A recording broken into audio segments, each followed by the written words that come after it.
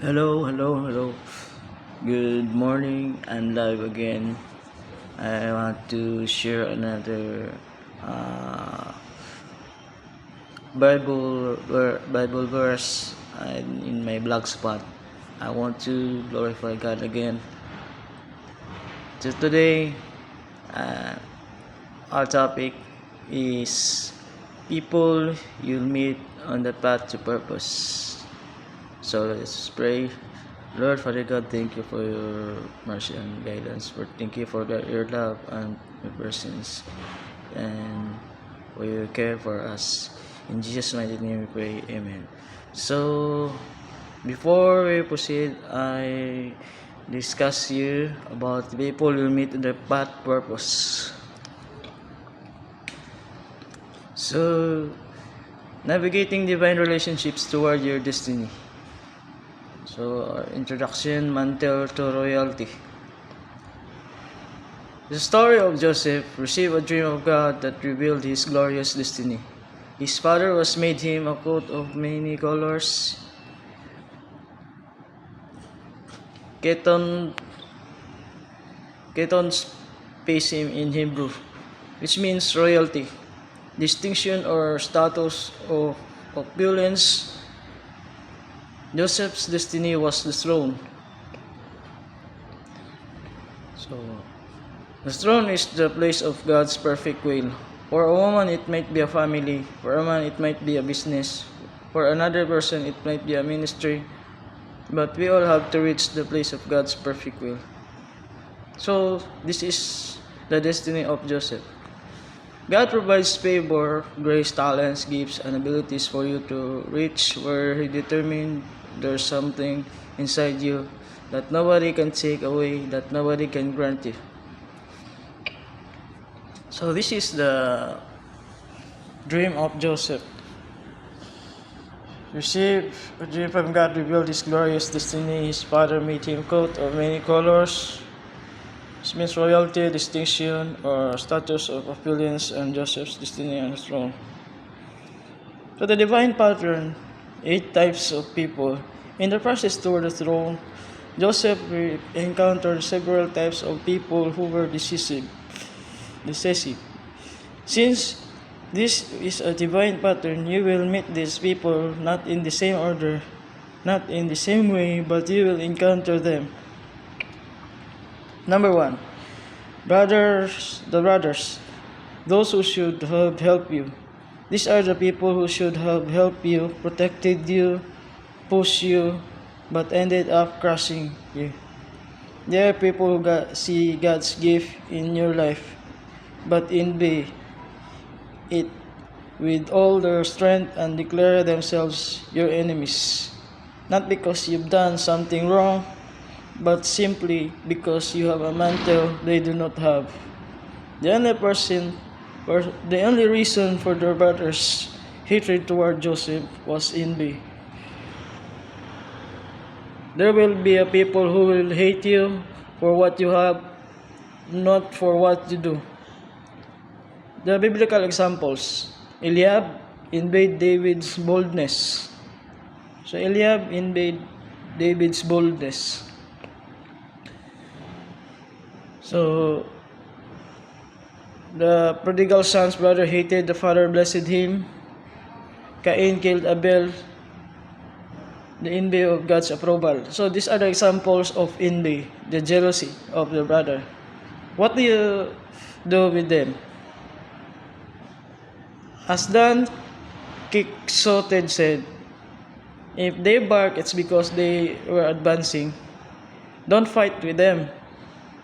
Joseph continued loving and serving those who wronged him. So the example of Joseph, even is being envied by his brothers, he continued loving and serving those who wrong him.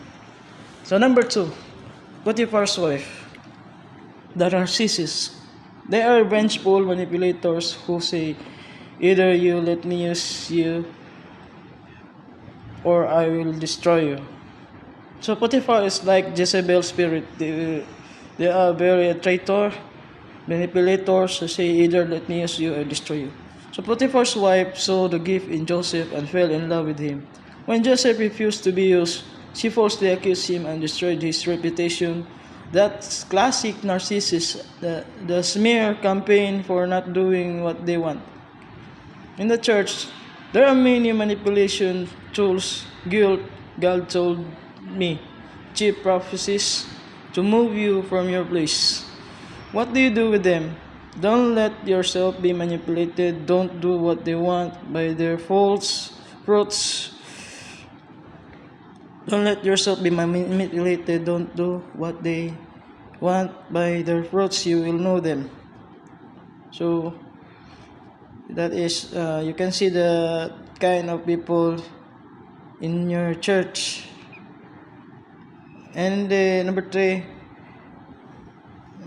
Potiphar, because not people are perfect.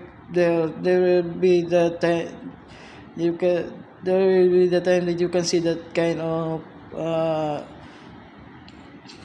people like Potiphar. So number 3, Potiphar, the allies who turned. People saw your gift, love you. Potiphar, the allies. People who saw your gift love you, open doors for you. But let themselves be manipulated by narcissists. Potiphar recognized that Joseph was a man of God, opened doors for him. But when his wife's lie came, he immediately switched and stopped believing in Joseph. What do you do with them? Remember that your struggle is not your flesh, blood against principalities, powers. Don't try to explain, Neil.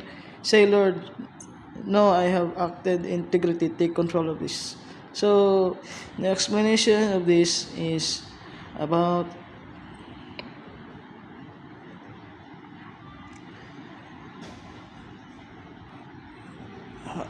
the recognized that Joseph was man of God, endorsed him, but his wife's lie came. And remember, the struggle is not against flesh, blood, but it's against principalities, powers, explained Neil. So we should not rely on ourselves, but it is the struggle of the unseen realms. So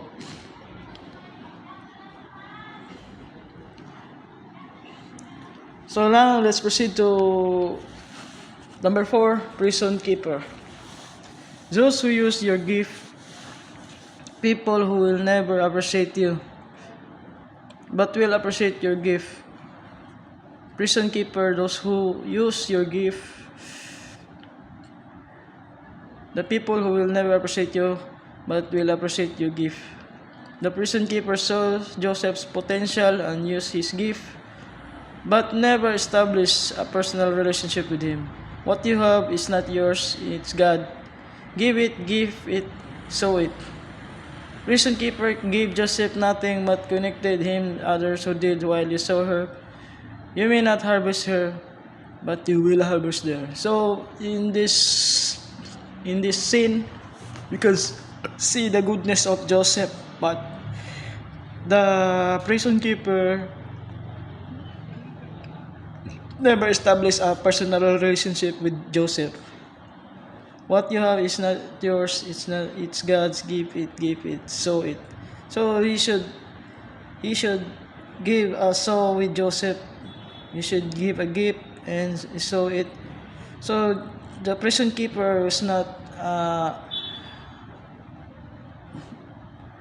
being personal relationship with Joseph, and he did not give a gift. He only used the gift of Joseph. So now let's proceed to number 5, the baker, those who cannot return. People who see your favor, you sow into them, but they will never return what you sowed. Not because they don't want to, but because it's not aligned with your destiny. The baker, those who cannot return. People who see favor, you sow into them, but they will never return what you sowed, not because they don't want to, but because it's not aligned to your destiny. Joseph prophesied to the baker and served him, but baker Baker never stayed in Joseph's destiny because he departed.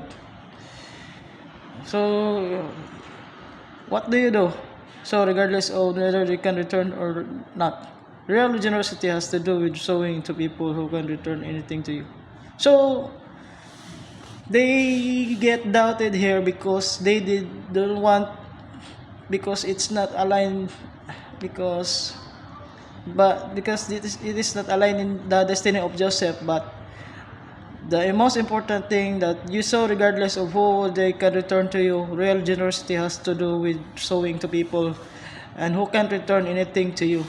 So it's not as an example of realigning the destiny, but you must sow it in. You will really believe in your faith. So number 6, the cupbearer and the temporarily unfaithful. People who see your gift, respect your gift, receive your gift. Murag wala mo bro. Oh. Wala gyapon? Wala gyapon?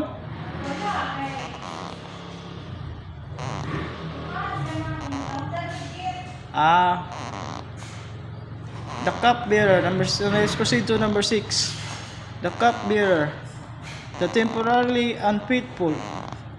People who see your gift, respect your gift, receive your gift, but for a time seem unfaithful because God doesn't allow them to do anything you until the appointed time.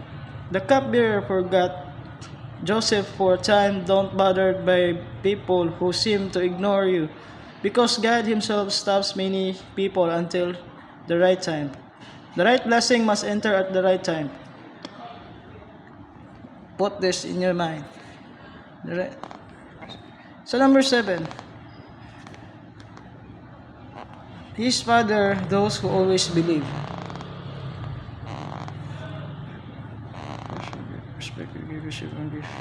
So let's, before we proceed to number 7, I will explain the number 6, cupbearer, the temporarily unfaithful. People who see your gift, respect your gift, receive from your gift, but for a time seem faithful because God doesn't allow them to do anything for you. God is a better person. So the explanation about this is we should not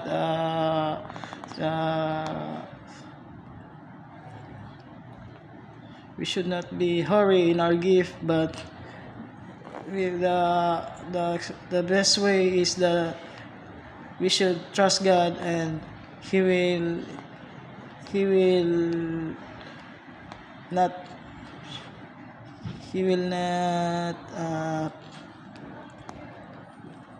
draining you down, but the right blessings will enter at the right time. So the explanations of number 6 is we should be faithful to God. So number 7, this is the one of the hindrance of Joseph, temporarily unfaithful to him. So number 7, Jacob and his father, those who always believe. Those who believe in you, believe in your gift, believe in your dream when nobody else believes in you. Jacob didn't just believe at the beginning until the last day of Joseph's life. His father loved him, believed him. These are the people who truly love you, build you up. What do you do with them? Be reciprocal with the people who believe in you. When you projected nothing, those people are valuable. So example of Jacob here was very sad story because his father loved him, believed him, but he has a brother Esau. So Esau argued with him. So Jacob ran to the desert, and he was wrestled by no unknown person, but that is God what he wrestled. Then he was gifted by, after he asked for, because Esau was a rebellion person, he disobeyed God, and that's why Jacob was being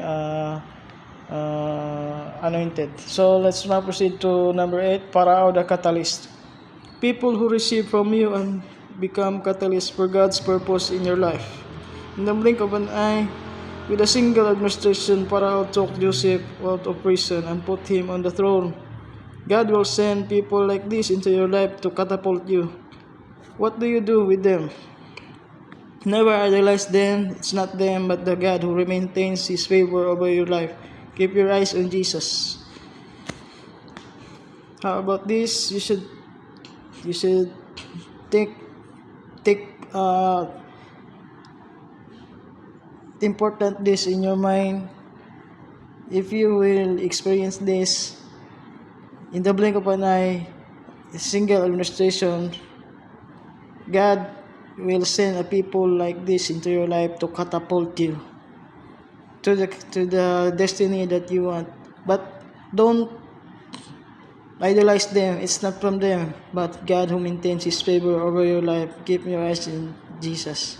So now let's proceed to the lesson of the 5 people you meet in heaven. Like in the movie, everyone who comes into your life, for good or bad, has a purpose in God's plan, for good and bad.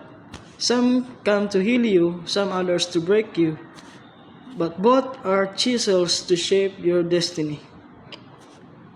Joseph confirmed it. It was not who sent me there, but God confirmed. People are God's instrument to take you to your destiny. Not just the good ones, but also the bad ones. So you can reach your destiny upon experiencing good and bad. So 5 transforming conclusions. Number 1, don't hate or idolize. Don't hate those who pay you back badly, nor idolize those who advance you. Don't hate those who pay you back badly, nor idolize those who advance you. Keep a man as God's instrument. Praise and worship only God. So number 2, don't fight against flesh and blood. Don't let provocation lead you to battle. Don't let flesh and blood in your physical. Don't let you battle with people. Joseph forgave everyone who hurt him. When you take the fuel from the fire goes up. So it's very hard here. Sometimes I get peace in my fellow neighbors. I get fight for them, but in the explanation here, don't fight against flesh and blood, because it is very sinful thing. We must pray for it in the realms. We will be transform our heart like Jesus. That is the best example of it. So number 3, don't let yourself be abused. Don't let yourself be used or abused. Let God be the one who takes you out of your life's pit. It's not who has your agenda, it's God only has red lights you can give until He stops you. So number 3, for those who abuse or use you, let God who takes you out of your pits. It's man not who has your agenda, it's God. It's not a man who will use your agenda, it's God. You can give until He stops you. So number 4, keep your eye on the goal. You have a destiny. It's not a people, it's God who takes you there. Keep your eye on the goal, because you have a destiny. It's not for the people, it's God who takes you there. So number 5, people influence, but don't stop. No matter how many bad people wanted to hinder Joseph, in the end, God's vision was fulfilled. So, influence of the people of Joseph was very hindrance, but don't stop. He don't stop. So no matter how many bad people wanted to hinder us, in the end, God's vision was fulfilled if we escape on faith in God. So the final reflection of the triumphant story. You can spend your life blaming your dad, your mom, your country, your politics, whoever betrayed you. But the reality is that all of that can be the fuel you to advance in God. If I'm an engineer and I have a blueprint, no worker can change that blueprint. The people around you are God's pawns. People, whether they understand it or not, they part of the story because God determined it so. So we should not experience them the bad, our family and the country, the politics, the can be the fuel, the advance in God. So, example, if an engineer have the blueprint and no worker, that's very still not work, because the people around us is the blueprints, whether they understand it or not. They're part of the story. They are the blueprints of the story that God determined so. So, can experience good or bad, and that is our bridge, our family, our politics. So the God fuel us with God in advance. Nobody change your destiny. God already has it in its divine plan. Hate me, love me, despise me, or accept me, I will arrive where God determined I should arrive. So thank you for hearing my explanation about story of Joseph. This is the good story. People you meet on the path to purpose, either or bad or good, but it has a purpose to God. And the story of Joseph was very good and fascinating because it reflects purpose of God, that He will direct us to our destiny. So, if you understand my lesson, comment down, like, share, and subscribe for more videos that I will upload to get. And this is discuss what you understand, and let's keep glorifying God. The most of all, be blessed and have a blessed day. Comment down below, like, share, and subscribe for more videos. And God bless. Goodbye. Thank you for hearing me again.